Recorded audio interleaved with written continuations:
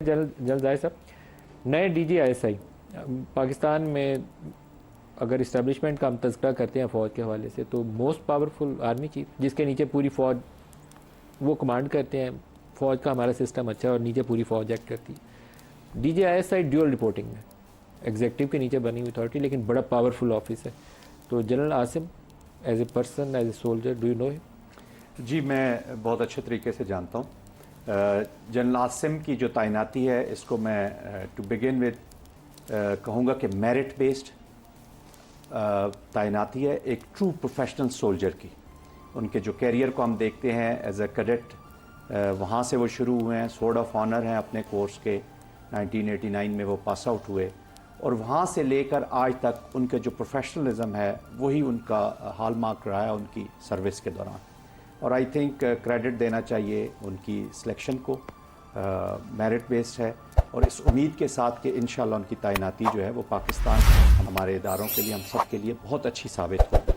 तो अगर as a soldier lieutenant general के तौर पर, तो आप DGISI बड़ी की पोजीशन होती है पाकिस्तान की इस एनवायरनमेंट के अंदर, तो क्या देखते हैं उनका रोल किस तरह आप देखते हैं आने वाले सालों में? देखिए, पाकिस्तान को बहुत चैलेंजेस हैं। हमारी प्रॉब्लम ये है, ये थोड़ी वजाहत कर दें, टेन्योर बेस्ड होती है या उनकी रिटायरमेंट से लिंक्ड होती है ये जो पोस्टिंग है DGISI की? जी, रिटायरमेंट के साथ भी है, और ऑफ कोर्स हाँ टेन्योर बेस्ड भी है, लेकिन मेन चीज़ रिटायरमेंट ही है। बट लॉज में प्रोसीजर्स हैं, अगर वो उसको एक्सटेंड होती है या वो जो भी प्रोसीजर है उसके बीच में वो हो भी सकता है। अदरवाइज रिटायरमेंट उनकी कब ड्यू है? उनकी मेरे ख्याल में अभी उनके 2 से 3 साल अभी हैं। तो आमतौर पर टेन्योर इतना ही होता है। तो ये एडवांटेज उसका ये होगा कि उनको थोड़ा सा टाइम मिल जाएगा अपनी चीज़ों को।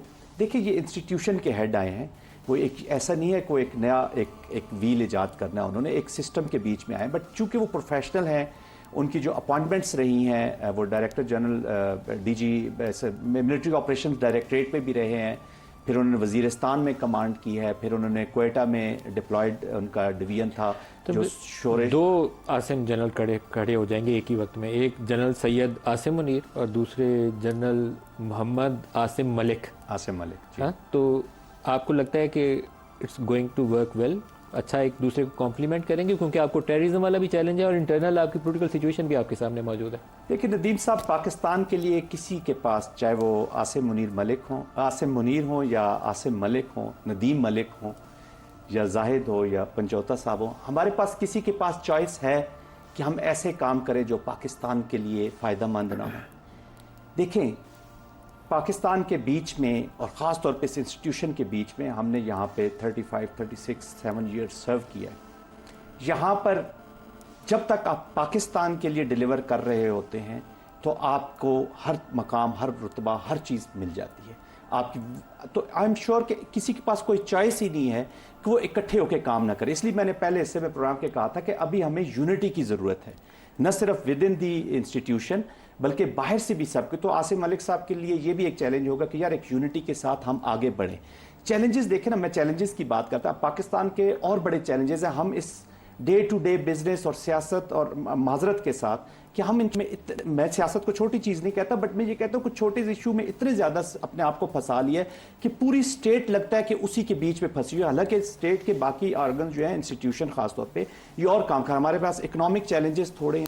क्या बलूचिस्तान में हम अफगान साइड से अभी आपको चैलेंज आ रहा है, ये जो टेररिज्म TTP ने जो दोबारा अंदर सर उठाया हुआ है, तो मेरे ख्याल में क्योंकि आपकी जो ISI की एजेंसी है वो काउंटर टेररिज्म में भी कलीदी किरदार आपकी ISI प्ले कर रही है। कुछ नॉट ओनली टेररिज्म, हमारे हर पाकिस्तानी को ये चीज़ ज़हन नशीन कर लेनी चाहिए, इससे बलाए ताक होकर कि वो किस ग्रोह से है, किस मजहबी ग्रोह से है, किस सियासी ग्रोह से है, किस पार्टी से, किस शहर का है, किस इलाके का है, कि इलाका कौन सा ये भी बता दें। पहले मैं माजिद निज़ामी साहब के पास जाना है, क्योंकि काफी लोगों ने मुबारकबाद के सोशल मीडिया पे पैगाम छापने। बात मुकम्मल करने की बड़ी खास बात रह जाएगी कि हर पाकिस्तानी ने, मैं इलाका भी आपको बता दूं, इलाकों से बालातर हो जाए। जो पाकिस्तान की आर्मी का एक सोल्जर बन जाता है, वो जब जंग लड़ता है तो वो किसी इलाके, किसी शख्स और उसके लिए नहीं लड़ता। लेकिन ये तो जस्ट आइडेंटिटी। तो मैं जो बात कर रहा था कि हमारे पाकिस्तानियों को ये समझने की ज़रूरत है कि ISI हमारा फर्स्ट लाइन डिफेंस है।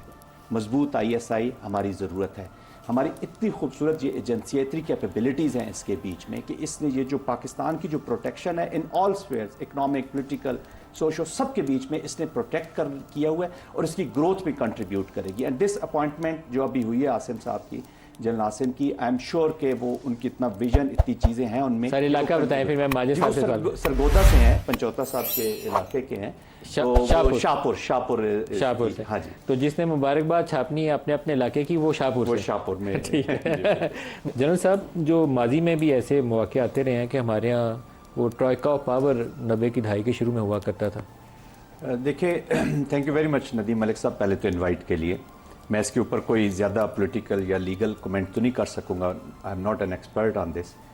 बट देखिए, जो मैं जिस चीज़ की तरफ इशारा करना चाहता हूँ वो ये है कि पाकिस्तान अगर तो जो भी इदारे हैं, जो भी हमारे पावर सेंटर्स हैं, अगर उनका मकसद पाकिस्तान को तवाना और आगे लेकर जाना है तो फिर तो बात समझ आती है। लेकिन अगर कोई पर्सनल इंटरेस्ट हैं या कुछ और चीज़ इसमें इन्वॉल्व हो जाती है, that is not good for the country. I think Pakistan जिन क्राइसिस से गुजर रहा है, बैरूनी हमारे ऊपर जो हमारे हालात हैं बलूचिस्तान में, खैबर पख्तूनख्वा में, हमारी इकनॉमिक जो कंडीशंस हैं, ये नदीम साहब एक वक्त आ गया है कि अब हमें मिलकर इस पाकिस्तान के बारे में सीरियस फैसले करने चाहिए। तमाम इदारे जो हैं वो अपने आइन और कानून के मुताबिक, तमाम पॉलिटिकल पार्टीज़ आइन और कानून के मुताबिक, हुकूमत को चाहिए। देखिए, डेमोक्रेसी बड़ी खूबसूरत चीज़ है और मैं ये आपको बड़े वसूख से कह सकता हूँ कि मैंने इस इदारे में सर्व किया है। मैंने इस्टेब्लिशमेंट जिसको आप कहते हैं या फ़ौज के अंदर सर्व किया है। फ़ौज में टॉप लीडरशिप से लेकर सिपाही सालार से लेकर नीचे सिपाही तक सबका ये मानना है कि पाकिस्तान के हर मसले का हल इस जमहूरियत में है, इस डेमोक्रेसी में, जहाँ पे गवर्नमेंट का एक रोल है, अपोजिशन का एक रोल है।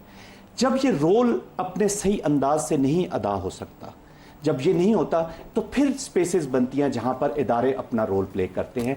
फिर मे भी गलतियाँ भी हो सकती हैं, नहीं भी हो सकती, लेकिन जब डेमोक्रेसी स्ट्रांग होगी, हुकूमत अपना रोल अदा करेगी, वो स्पेस क्रिएट कर। देखिए, डेमोक्रेसी में सबसे बड़ी खूबसूरत चीज़ ये है कि वो स्पेस क्रिएट कर सकती है, वो अकोमोडेट कर सकती है। तो हमारे लिए अपोजिशन, हमारे लिए गवर्नमेंट, हमारे लिए हमारी सियासी जमातें, फोर्सेस ऑफ ऑर्डर्स, इनको इतना तवाना होना चाहिए कि ये किसी इदारे की तरफ या कोई और पावर सेंटर इस्टेब्लिश ही ना हो, ये अपनी ताकत का एहसास करे, एक दूसरे की पावर इंक्रोच करने की बजाय अपना रोल परफेक्टली अदा करें, तो उसी के काम जब जिंदा और तवाना जमहूरियत होगी तो जिंदा और तवाना पाकिस्तान होगा। माजिद निज़ामी साहब, दोबारा सियासी सूरत हाल पे फौजी तबसरा नहीं, आपसे फौजी तबसरा जनरल जाहिद साहब ने कर लिया। ये जो इस वक्त इदारों वाला टकराव है, मैं तो सुप्रीम कोर्ट और हुकूमत के आपस के जो मामला है वो देख के परेशान हूँ कि ये किसी एक बड़े तूफ़ान का पेशकम है। ये ना हो कि एक दिन हम उठें तो एक नई खबर हमारे पास आई हो, या प्राइम मिनिस्टर या इलेक्शन कमीशन ऑफ पाकिस्तान दोनों इन दी डॉक होंगे इन दी कमिंग वीक्स। इसके अलावा मामला आगे नहीं चलेगा और ये क्राइसिस है जो डीपन हो जाएगा। जी बिल्कुल, मैं सिर्फ एक फ़िक्र ऐड करना चाहूँगा कि जनरल आसिम की जो रिटायरमेंट है वो तकरीबन 12-13 महीने बाद है, और अगर उन्हें मज़ीद ISI में कंटिन्यू करवाना होगा तो फिर उन्हें एक साल की एक्सटेंशन देना होगी। बैक टू द टॉपिक, उसमें जो आपने बात की है वो बड़ी इम्पॉर्टेंट इसलिए है कि इसका कोई हमें ऐसा एंड नज़र नहीं आ रहा। क्या इसमें ऐसे होगा कि सुप्रीम कोर्ट के अंदर इसका रिव्यू फ़ाइल किया जाएगा या फिर अमल दरामद ना करने पर किसको नोटिस दिए जाएंगे? ये बड़ा अहम सवाल है, क्योंकि एक तरफ तो स्पीकर नेशनल असम्बली जो है वो भी एक आइनी इदारा है, इलेक्शन कमीशन ऑफ पाकिस्तान उसके सरबराह वो भी एक आइनी इदारा है।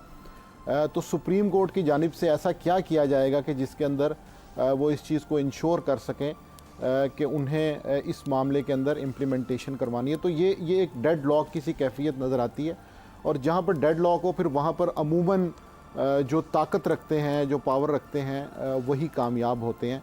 सो इसमें मुझे नहीं लगता कि सुप्रीम कोर्ट किसी कॉन्टेम्प्ट के अंदर किसको नोटिस देगी। बड़ा अहम क्वेश्चन है कि क्या कौमी असम्बली। देखिए, मैंने यूसुफ रज़ा गिलानी वाला नवाज शरीफ का स्टेटमेंट इसीलिए आपको सुनाया। यूसुफ रज़ा गिलानी को कहा गया था कि वो जो स्विस कोर्ट्स वाला एक खत लिखें, खत नहीं था लिखा। अदालत ने till the rising of the court एक इलेक्टेड प्राइम मिनिस्टर को 30 सेकंड के लिए कहा कि बस ये तेरी सज़ा है, 5 साल के लिए नाहिद। तो उस वक्त अदालत कर सकती थी ये काम। आज क्वेश्चन ये है कि आज अदालत ये काम कर सकती है? अभी तक मुझे लगता है कि ये मामला जिस हद तक फंस चुका है, तो अब अदलिया की जानिब से भी बड़ा सोचो विचार के बाद कोई फ़ैसला सामने आएगा। उसकी वजह ये है कि ये बात दुरुस्त है कि जब अपोजिशन में सियासी रहनुमा होते हैं तो उनके दावे और होते हैं। हम इमरान खान साहब के बारे में बातें करते थे कि उनके बयानात वापस हो जाते हैं या बिल्कुल वो अपने बयानात के बरक्स करते हैं, लेकिन यहाँ पर तो हमें मरीम नवाज़ साहिबा और नवाज़ शरीफ साहब के बयानात भी ऐसे मिल रहे हैं कि जिनके बिल्कुल बरक्स इस वक्त किया जा रहा है। सो ये बात बिल्कुल दुरुस्त है कि दुरुस्त। अपोजिशन मेरे पास प्रोग्राम का वक्त खत्म हो गया। माजिद निज़ामी साहब, आबिद शेर अली, समझौता साहब और जनरल जाहिद महमूद साहब, सबका शुक्रिया। आज के लिए इतना ही, इजाज़त दीजिए। अल्लाह हाफ़िज़।